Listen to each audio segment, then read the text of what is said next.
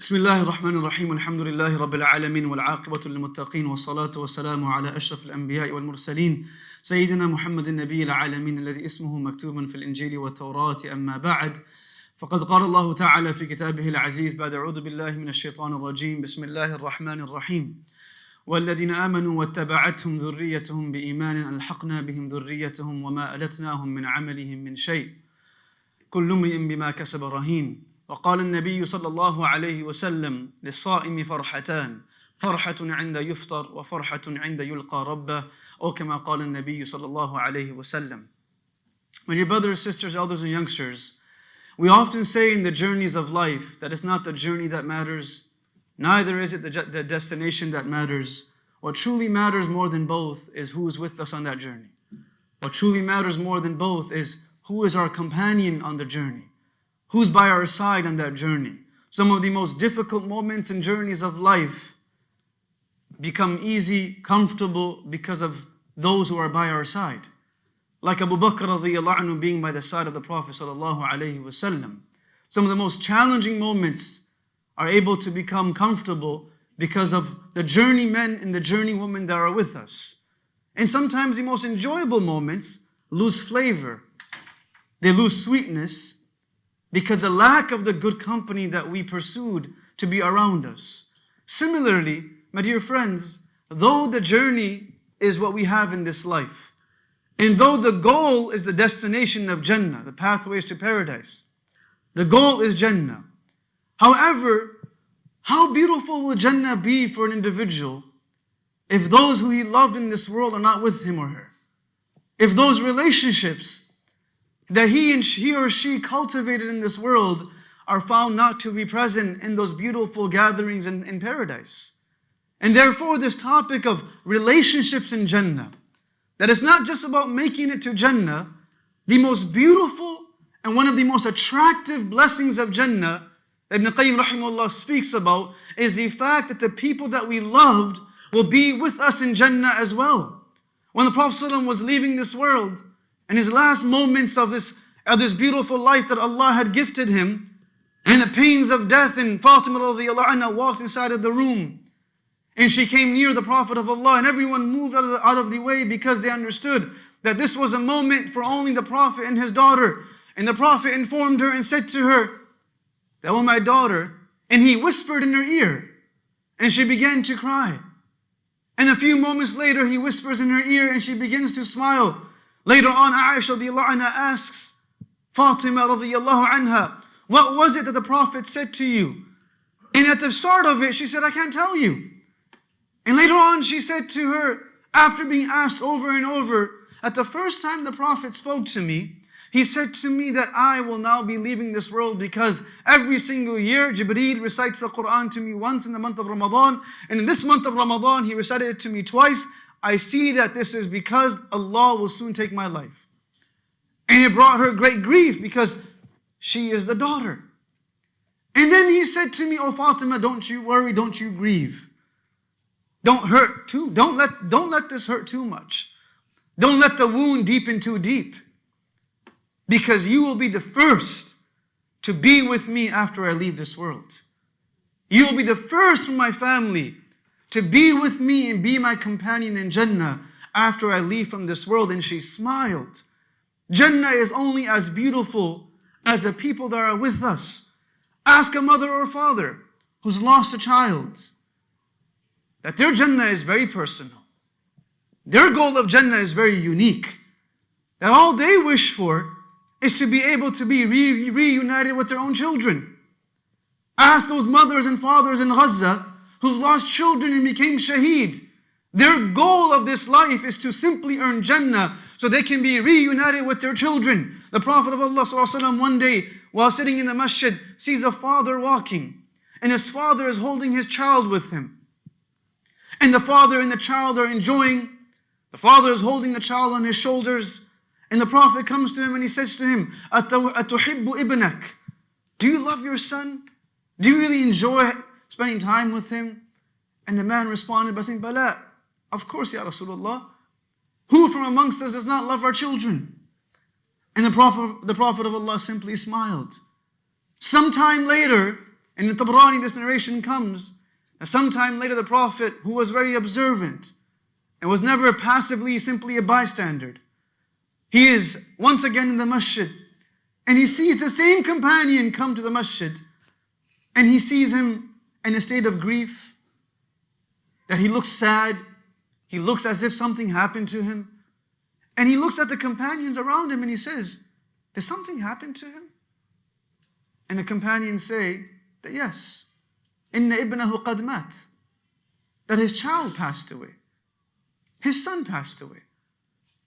The Prophet of Allah consoles his companion, comes to him and says to him, that was it the same child that I saw you enjoying and playing with? Was it that same child? And he responds by saying, yes, Ya Rasulullah. And he says to him, oh my companion, would it bring you a sense of ease and comfort if I was to inform you that there will not be a single stage from the stages of the akhirah that your son will not be standing at, saying to Allah that this is my father, let him come with me. Let him be with me. حَتَّى تُدْخِلُكَ الْجَنَّةِ, till the point that he will make sure that you will also enter into Jannah. He will be the source and the cause of you entering into paradise. Relationships in Jannah will be as unique and as enjoyable as the ones in this world, that a mother and father will look for that child. So Allah says, وَسِيقَ الَّذِينَ اتَّقَوْا رَبَّهُمْ إِلَى الْجَنَّةِ زُمَرًا, that as the people will be scattered on the day of judgment, as they're about to enter into Jannah, the children will be looking around, the parents will be searching for one another. And this child will be told, Udkhulu, enter, enter. And the child will say, I cannot enter if I don't have my parents with me. How can I enter if my mother isn't with me? How can I enter if my father isn't with me? And he will stand and she will stand there and they will wait and they will say to the angels that we will not move forward until our parents are brought with us. And hence Allah says, سِيقَ الَّذِينَ اتَّقَوْا, that they will be forced to enter Jannah. And in the narration it mentions by Imam Ahmad ibn Hanbal that as those children are waiting, Allah will tell the angels, bring the parents that are believers and let them also enter into Jannah. Where Allah subhanahu wa ta'ala mentions, وَالَّذِينَ آمَنُوا وَاتَّبَعَتْهُمْ ذُرِّيَّتُهُمْ بِإِيمَانٍ, those who believe. And as youngsters, every one of us, we came to this world with our parents and due to our parents. Even if they aren't with us today, they are the cause and the reason for our existence in this world after Allah subhanahu wa ta'ala. And parents experience the greatest sense of joy when that child brings any form of honor to them in this world. Ask a mother how she feels when the child graduates from even preschool, kindergarten. The mother feels so proud. And like, brother, like, sister, it was just preschool. It's not even that special. But the sense of honor is still real. And when that son graduates from high school or that daughter graduates from college, there's a sense of innate pride that a mother or father have because the parents have been honored by their children. My dear parents, imagine the type of honor that Allah will give us and what that experience will be like when our children make us known in the courts of Allah. They make us known in the courts of Allah. They become our voice, which becomes a source of our entrance into Jannah and our elevation into Jannah because they spoke up for us. Allah says in this beautiful verse that those who believe, their children believed with them. So our responsibility is to make sure that our children also believe, which is the goal of our life as parents. When these children enter into Jannah and they are raised at a certain level, the children will say to Allah, where are our parents? وَأَيْنَ أَبَوَيْنَا وَأُمَّهَاتِنَا وَآبَائِنَا. And in some narrations they will say, where are our siblings? Where is our spouse? Where are our friends? Where are our family members? And Allah will say to them, or rather the angel will respond to them by saying, they are at a lower level in Jannah than you. They're at a lower level. In one narration it will be said that they are serving their time in Jahannam. And the children will say in response, That how is it possible for us to enjoy the blessings and the bliss of Jannah without our parents being with us? And this is the only time that someone will be able to elevate in the ranks of Jannah. Or else, a person will have to go down to people. In this world, when someone's further ahead in life than us, if someone's in first class, and we're in economy minus, or not even economy plus, and if we want to go see them, we can't. They have to come see us. We can't go to them. They have to step back and come to us. So when those children say to Allah, where are our parents? And the response is that they're at a lower level. The natural flow could have been, if you want to be with them, simply go down to them. That's where you should be. Go. You have an open door to descend in your ranks in Jannah. Rather, Allah will say that He will raise أَلْحَقْنَا بِهِمْ ذُرِّيَّتَهُمْ. He will raise the ranks of the parents in Jannah. And when the parents will ask, Ya Rabb, where are you taking us? أَيْنَ ذَهَبْتَنَا بِنَا? Where are you taking us? And the response will be, your children have called for you. Your children are seeking your companionship. And the parents and children will be reunited. Ask a father or a mother, a sibling or a loved one that has lost a loved one, that what are they truly looking forward to in Jannah? And they won't be answering by saying palaces. They won't be saying castles. They won't be saying the companionship of the people of Jannah that are not from our family. They will simply say, I'm looking forward to meet my sibling, meet my child, meet my father, meet my mother. And that is the reality of what actually takes place. That when a slave's soul is taken, and when we're removed from this world, and we ascend in the heavens, the first place that we are taken to is a place known as Innal Abrar Lafi Illiyin. And when we reach this lofty area, the first people who meet us are our own loved ones. And they will come to us and hug us and speak to us. And we will continue having conversations. And the Prophet says in one narration that this will continue until the Day of Judgment. That before they even know it, the time in between will come to an end. That is something that we look forward to. And as we look forward to this, and as we pursue this, there will be other relationships that will also be given to us. As we're sitting in Jannah with our family members, with our children, with our friends, Allah says that there will be a conversation that takes place. وَأَقْبَلَ بَعْضُهُمْ عَلَى بَعْضٍ يَتَسَاءَلُونَ. We'll start speaking to each other and we'll say, إِنَّا كُنَّا قَبْلُ فِي أَهْلِنَا مُشْفِقِينَ. There was a time that I actually believed that I won't see you again. We struggle to understand for those who have lost loved ones, and the pain is real for those who have lost loved ones who are not Muslims. How do they deal with the sense of loss? Whereas I lost my younger brother 3 years ago in a car accident. And from that moment on, Jannah is simply a place where I believe I will see him again. Everything else becomes secondary. And hence the companions, after the Prophet left this world, Jannah became very personal to them. There was no discussion of rivers of honey and alcohol. There was discussions about, will I be able to be with the Prophet again? One day the Prophet of Allah is speaking about the blessings of Jannah, the rivers of Jannah, the palaces of Jannah. And a companion in the gathering begins to cry. And the Prophet looks at him and says to him, I'm not speaking about Jahannam. I'm speaking about Jannah. What makes you cry?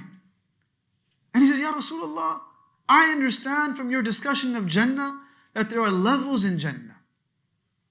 And you will be at the highest level of Jannah. مَقَامًا مَحْمُودًا الْفِرْدَوْسَ الْأَعْلَى. And I don't know where I will be in Jannah. And it brings me great sorrow and grief to even think that when I am in Jannah, you will be somewhere further than me and I can't be around you. Because the goal is to simply be in your company. The goal is not to enjoy everything else. Companionship makes moments of happiness truly happy. And the absence of that companionship makes moments of happiness quite dreadful at times. You ask a daughter or a son whose parents have left this world, How did their wedding day go? How was the experience of their wedding day? The happiest day of their life. But the father or mother are not there. It was probably the hardest day of their life. Now imagine being in Jannah, the greatest blessing in being told that your loved ones are not with you. That would be a great challenge. That would be a trial that we're not prepared for. So as the Sahaba saw the Prophet leave, their goal simply became, am I going to be with you in Jannah? Will I be with you? And the Prophet responded by saying, Al-mar'u ma'a man ahab. That indeed every single person will be with those whom he truly loves. We will be with those who we truly love. Bilal radiyallahu anhu is leaving this world, and as he's leaving this world, his wife starts saying, Wa huzana, what a day of grief, what a day of sorrow. And as he gains his consciousness, he looks back at her and says, La taquli hakada. Don't say that. Walakin quli wa faraha wa taraba. Say what a day of joy, what a day of happiness. غَدًا نَلْقَى مُحَمَّدًا وَحِسْبًا. Because tomorrow I will be with the Prophet and my companions. They sought that companionship even for the akhirah. And if we have lost loved ones, and if we haven't yet, either we will lose someone or we will be the one that is lost. Either we will be buried or we will be burying someone else. And that is the reality of life. But we believe, the mentality of a believer is that the complete ending of our life is not in this temporal world. And therefore, إِنَّ أَصْحَابَ الْجَنَّةِ الْيَوْمَ فِي شُغْلٍ فَاكِهُونَ. That the people of Jannah will be enjoying and they will be busy with their enjoyment. Imam Qurtubi rahimahullah narrates that فِي شُغْلٍ فَاكِهُونَ refers to the fact that people in Jannah will simply be enjoying the companionship of their family members in Jannah. They'll enjoy being with their children once again. They'll enjoy being with their parents once again. They'll enjoy being with their siblings once again. That is a Jannah that we seek. But in order to reach there, we can only be confident if we lived a life that will also allow us to be with them. Companionship is what allows journeys to be worth it. Jannah is beautiful. But will it truly be beautiful if I'm not with my children? Will it truly be beautiful if I'm not with my parents?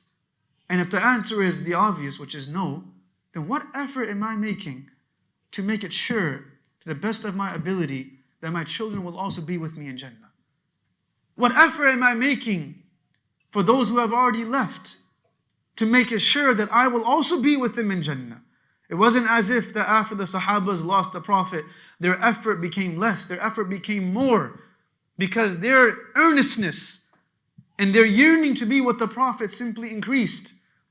And when people would leave them, they wouldn't say that they have left. They would simply say that they have moved forward. When Umar radiyallahu anhu lost his younger brother's name was Zayd ibn Khattab. And he had a younger brother. Very few people know that he had a younger brother whose name was Zayd, who became Muslim first.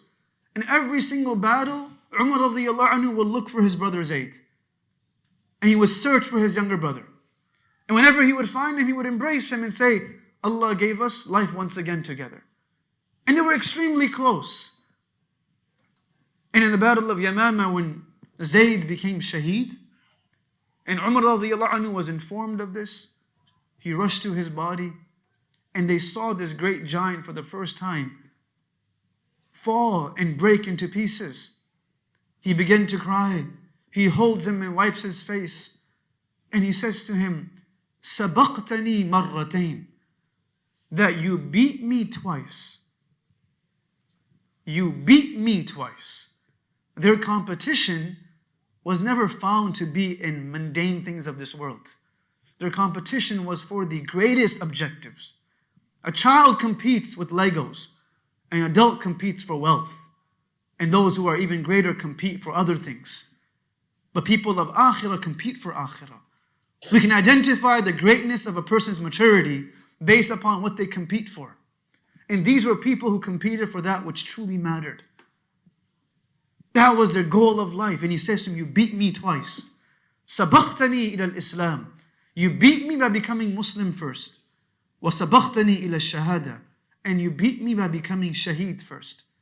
And hence he would say, Allahumma, his beautiful dua would be, Allahumma arzuqna shahada fi baladi habibik. Allah, grant me martyrdom in the city of your Habib sallallahu alayhi wasallam, so I can also be with them. Because the day that we are raised in the day of judgment, we will be called with those who we truly love. And if we love and associate ourselves to those who are believers, we will be with our siblings, our parents, and the Prophet of Allah sallallahu alayhi wasallam. When Uthman radiallahu anhu was leaving this world, he became shaheed through the swords of the munafiqs and the hypocrites between the time of Asr and Maghrib. And as he was in this house arrest for 40 days, as a Khalifa being in house arrest for 40 days, they prevented food coming his way. They prevented people coming into his house. Na'ilah, his wife, says that as he's reciting the Quran, he dozes off and falls asleep. And as he dozes off and falls asleep, she says, I see him as if he is experiencing something very special. And I can tell from his reaction of his face. And he fell asleep crying. And he woke up smiling. So I asked him, how strange.